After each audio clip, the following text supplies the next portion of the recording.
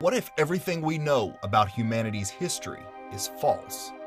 There are numerous accounts of artifacts being confiscated by or sent to the Smithsonian, never to be seen again. Is the Smithsonian Institute covering up America's real history? Hundreds of the reports, literally hundreds of the reports, ends by saying the bones have been taken away by the Smithsonian for further investigation, and they never get heard of again. Of the millions of pieces the museum owns, only a small fraction are actually displayed. Forget what they want you to see. What is the Smithsonian hiding? Are ancient Egyptian artifacts removed from the Grand Canyon, hidden in a Smithsonian warehouse? According to reports, the contents of the cave are sent to Washington, but they mysteriously vanish from the historical record. From stories of giant skeletons to ancient Egyptian artifacts, what is the Smithsonian hiding?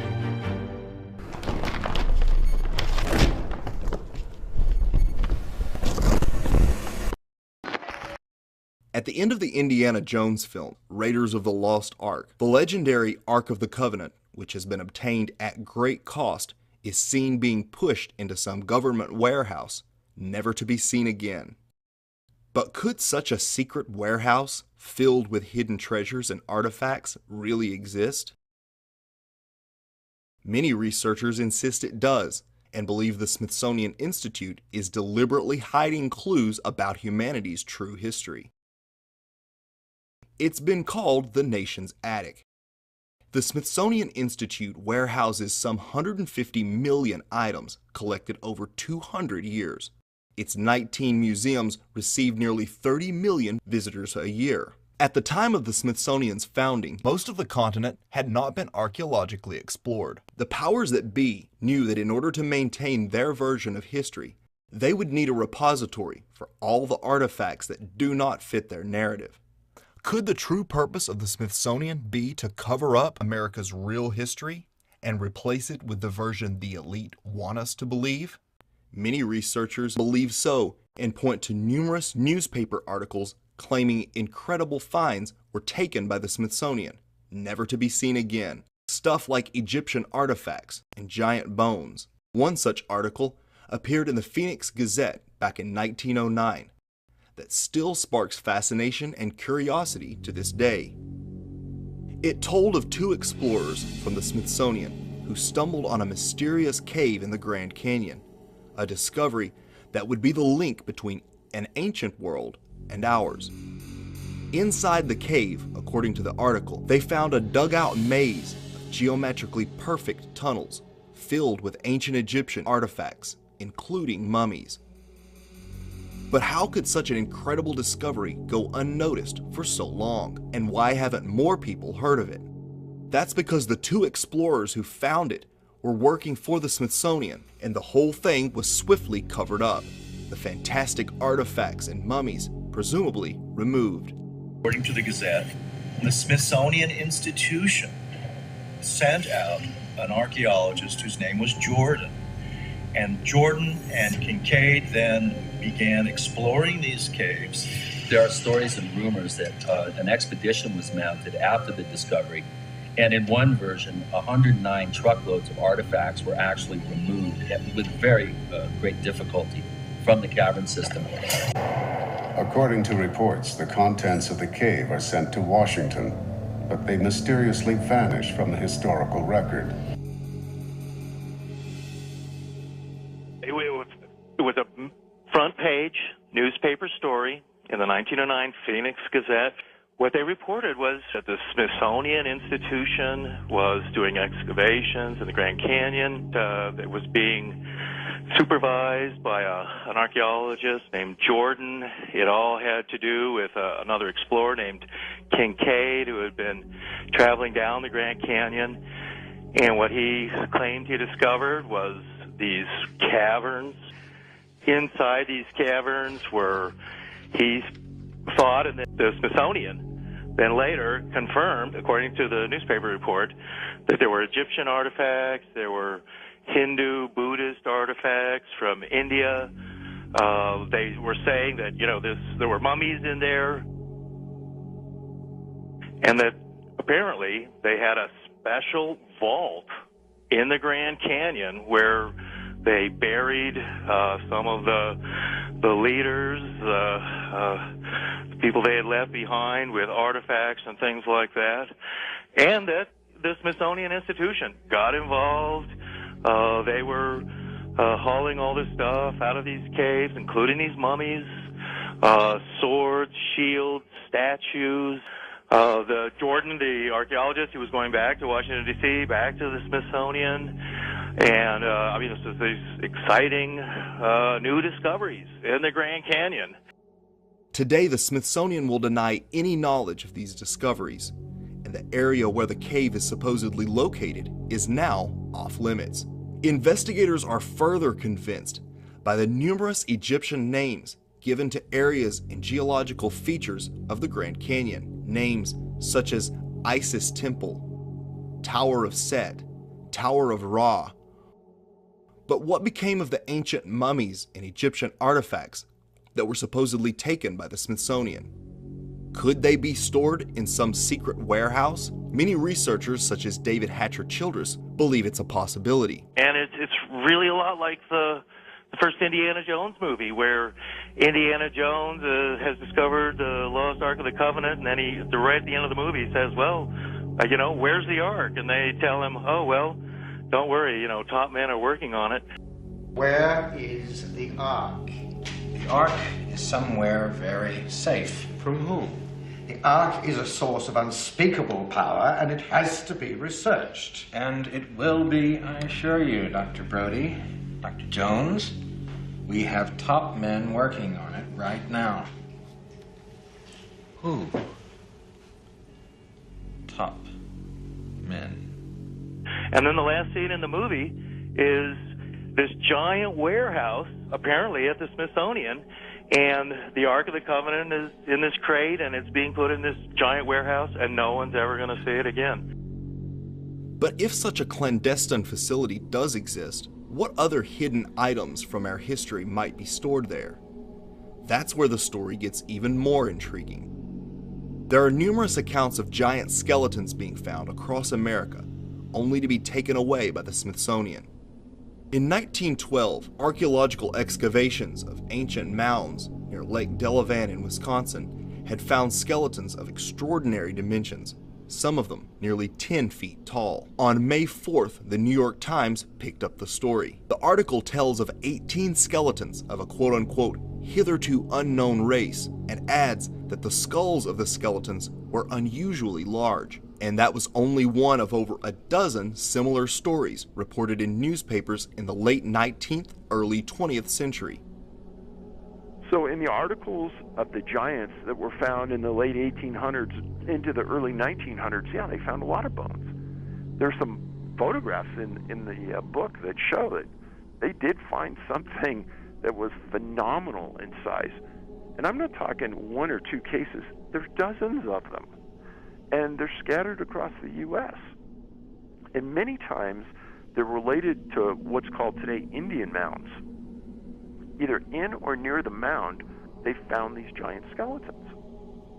Giant skeletal remains have been found in Minnesota, Iowa, Illinois, Ohio, Kentucky, New York, and other places around the world, many of which found their way to the Smithsonian, where they were never seen again. Long been fascinated by legends of American giants is David Hatcher Childress. A number of mounds in the Midwest in America were excavated starting around 1850. And in many cases, they would find skeletons of people who were in excess of 7 feet tall. The one that was found in Bridal Veil Falls, California by a group of miners, first they found this wall with very intricate hieroglyphics. They assumed that they were finding gold behind the wall. They broke it down and they found this woman holding a child covered with fur and a strange kind of dust. The same tall female mummified remains have been found in Texas. They have been found in Death Valley. They have been found in other parts of California. These old photographs and newspaper clippings are all that survive of these mysterious giants.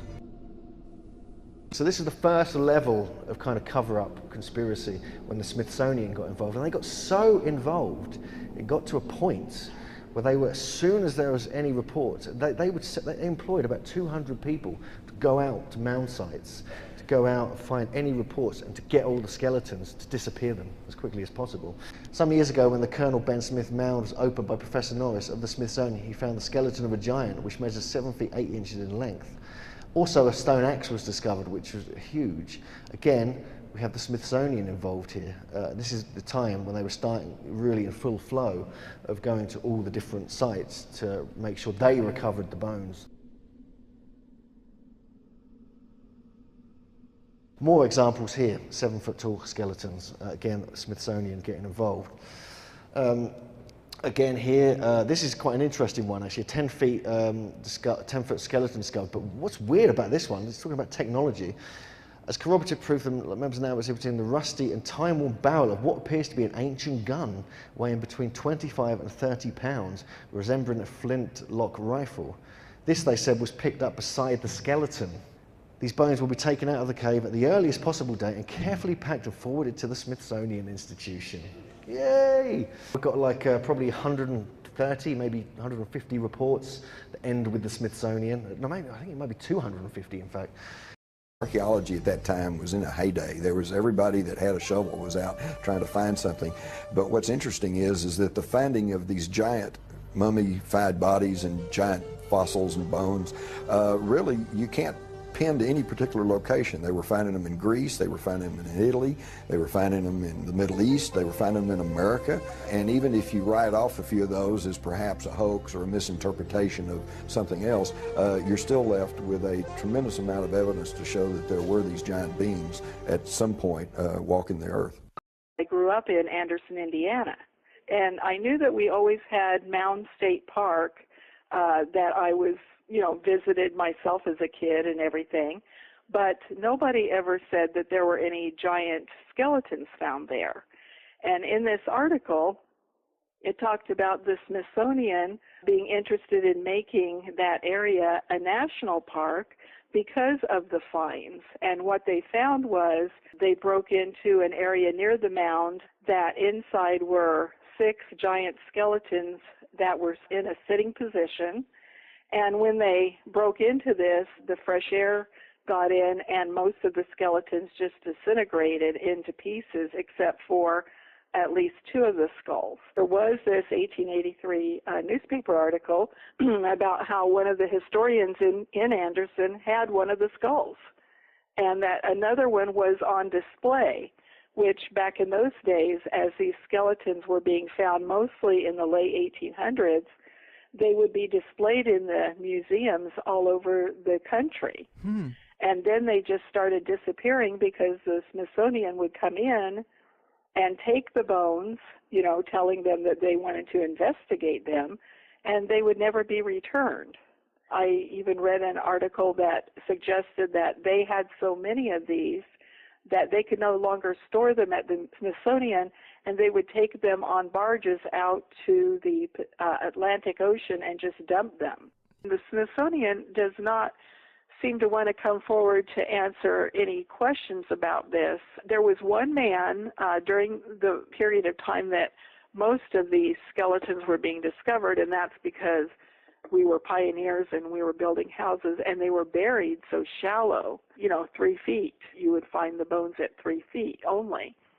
And there was one man that was making the decision what was being done with these bones, and most of them were just gathered up. They would come out and pack them away, put them on a train, and send them back east, and then from there, most of them disappeared. What happened to these skeletal remains? Were they stored away somewhere? The last I'd heard was that some of these things were kept in like a forensic vault at the university. And then I ran into an anthropology student at Dunkin' Donuts and got into a conversation with her. And she said that within a year or maybe 2 years ago, they had sent all of these things off to the Smithsonian, at which time I just groaned because I've done reviews on 2 books. I can't come up with the titles right now, but they're both about the tremendous evidence that giant skeletons have been found all over the country, going back to the, I think, 1800s. And these were so often shipped off to the Smithsonian and never seen again, never heard of again. Accounts of giants can be found in almost all ancient mythologies. Could giants have really once lived among man? Under these described conditions, plants and animals would live longer, be much larger, and that's precisely what we find in the geologic column, in the fossil record. Plants were much larger, all living systems were larger. We have animals that today have an 8 or 9 foot stature with a 16 to 20 foot stature. We have insects such as the dragonfly. Today, the dragonfly has perhaps a 4-inch wingspan. In the fossil record, his counterpart, Meganeuropsis, had up to a 5-foot wingspan. Everything was larger in the past. There is evidence in the press of huge skeleton findings throughout America, but the Smithsonian claims no knowledge of them or any other oversized skeletons. When you delve into this world, you start to figure out, well, how can the Smithsonian say that they don't have it? Because 4 papers said that they came and took them. Now, is their bookkeeping that bad that they can't find these things? Of course not. They know exactly where these things are. But if the Smithsonian does maintain a secret warehouse where incredible discoveries are hidden, the next question we must ask is, why? What purpose might they have for keeping such discoveries secret? Why keep it a secret, David? If the Smithsonian confiscated all these artifacts, mummies and tablets and things like that, why keep it a secret? Well, there's a number of reasons for that. Part of it is, and it's the same reason why a lot of things today would be kept a secret. They're engineering history, and today history is politically correct. It's not necessarily what really happened in the past. Now, why keep it a secret, David? That's the part that I don't know. I suppose it would change the course of our history, and I mean, if it showed that they were from the Egyptian area, let's say, of the world, common question would be, well, how did they get here? Maybe those questions don't want to be asked. So I think, too, though, that if it echoes the Bible, they don't want people to know that. Coupled with the tools and the metals that were found with them, I think it shows, it's a conundrum that maybe the powers to be don't want to answer. Many of these finds, if authentic, would call much of established history into question. Not only the history of North America, but humanity itself. Such revelations could be very problematic for the powers that be, whose interest is in maintaining the status quo. It appears at this point that the Smithsonian chooses to add, they want to keep history as we have been taught. They don't want things to change. And so things that are like an anomaly that don't fit in with their idea of history, those things get buried. There is a very true quote by Orwell. He who controls the past controls the future. Who controls the present controls the past. In other words, if the powers that be control what we think of as our past, then they get to establish the framework through which we view the present. But to discover the Smithsonian's real purpose for hiding various artifacts, perhaps it's best to follow the money. Today, the Smithsonian operates an interconnected network of museums and research centers receiving some 30 million visitors per year, all free of charge. But while the Smithsonian is funded by our tax dollars, much of its funding comes from private donations, most of which come from tax-free charitable organizations such as the Bill and Melinda Gates Foundation. These foundations exist to perpetuate the work of their elite founders and further the cabal's agenda.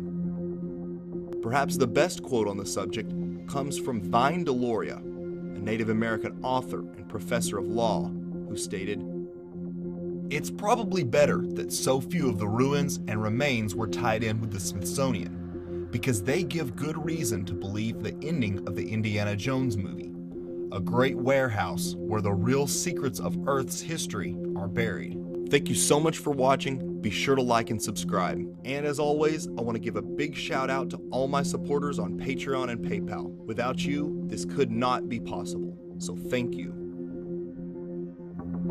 The world of 1984 is upon us. Big Brother is watching. Today, your online activity is secretly being monitored and recorded by your ISP and various government agencies, not to mention hackers trying to steal your personal information. Everything you search for, watch, comment, or download is being monitored, compiled, and used to create a digital profile of you. Anyone who researches sensitive information or browses WikiLeaks could find themselves on a government watch list. So how do you protect your privacy in the age of Big Brother and big data? Well, you need to be using a VPN, or a virtual private network, which protects your IP address so you can surf the net anonymously and securely. NordVPN is one of the top-ranked VPN providers, and they are sponsoring this video. NordVPN has an ironclad no-logs policy and is based in Panama, outside the 14 Eyes. That means it doesn't record the websites you visit, the time you spend browsing, or the files you download. Literally nothing you do is stored, so even if they were subpoenaed by a government agency, there's nothing to reveal. NordVPN has 5,000 streaming servers across 60 countries, making it the #1 choice for streaming online content, such as this video. Plus, you can access videos that are banned in your country for whatever reason. NordVPN's powerful network can even work in places where VPNs are banned, like Russia and China. With 24/7 customer support and a 30-day money-back guarantee, there's nothing to lose. So go ahead, get secured with NordVPN. Click the link in the description below and use the promo code JMyers to get 70% off the 3-year plan plus an extra month for free.